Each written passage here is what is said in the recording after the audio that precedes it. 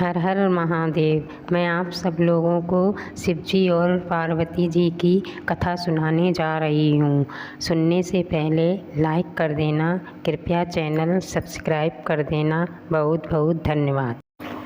एक बार माता पार्वती ने भगवान शिव से कहा कि प्रभु, मैंने पृथ्वी पर देखा कि जो व्यक्ति पहले से ही अपने प्रारंभ से दुखी है, आप उसे और ज़्यादा दुख प्रदान करते हैं, और जो सुख में है, आप उसे दुख नहीं देते हैं। भगवान ने इस बात को समझाने के लिए माता पार्वती को धरती पर चलने के लिए कहा, और दोनों ने इंसानी रूप में पति पत्नी का रूप लिया और एक गांव के पास डेरा जमाया। शाम के समय भगवान ने माता पार्वती से कहा कि हम मनुष्य रूप में यहाँ आए हैं, इसलिए यहाँ के नियमों का पालन करते हुए हमें यहाँ भोजन करना होगा। इसलिए मैं भोजन की सामग्री की व्यवस्था करता हूँ, तब तक तुम भोजन बनाने की व्यवस्था बनाओ। भगवान के जाते ही माता पार्वती रसोई में चूल्हे को बनाने के लिए बाहर से ईंटें लेने गईं। कृपया चैनल सब्सक्राइब कर दो। और गांव में कुछ जर्जर हो चुके मकानों से ईंटें लाकर चूल्हा तैयार कर दिया। चूल्हा तैयार होते ही भगवान वहां पर बिना कुछ लाए ही प्रकट हो गए। माता पार्वती ने उनसे कहा, आप तो कुछ लेकर नहीं आए, भोजन कैसे बनेगा?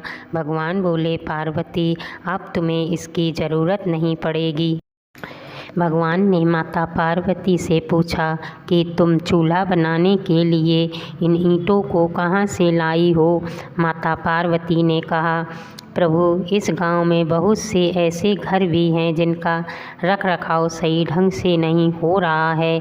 उनकी जर्जर हो चुकी दीवारों में से ईंट निकाल कर ले आई। भगवान ने फिर कहा, जो घर पहले से ही खराब थे, तुमने उन्हें और ख़राब कर दिया।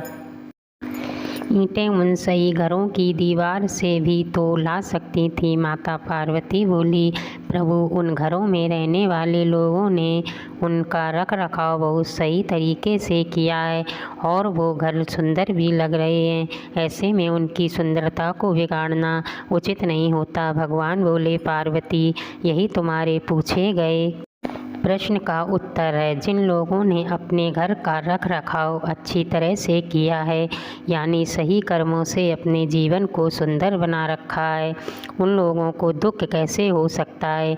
मनुष्य के जीवन में जो भी सुखी है वो अपने कर्मों के द्वारा सुखी है, और जो दुखी है वो अपने कर्मों के द्वारा दुखी है। इसलिए हर एक मनुष्य को अपने जीवन में ऐसे ही कर्म करने चाहिए कि जिससे इतनी मजबूत व खूबसूरत इमारत खड़ी हो कि कभी कोई भी इसकी एक ईंट भी निकालने ना पाए। प्रिय बंधुओं व मित्रों, यह काम ज़रा भी मुश्किल नहीं है। केवल सकारात्मक सोच और निस्वार्थ भावना की आवश्यकता है। इसलिए जीवन में हमेशा सही रास्ते का चयन करें और उसी पर चलें। कहानी सुनकर लाइक कर देना, कृपया चैनल सब्सक्राइब कर देना। धन्यवाद।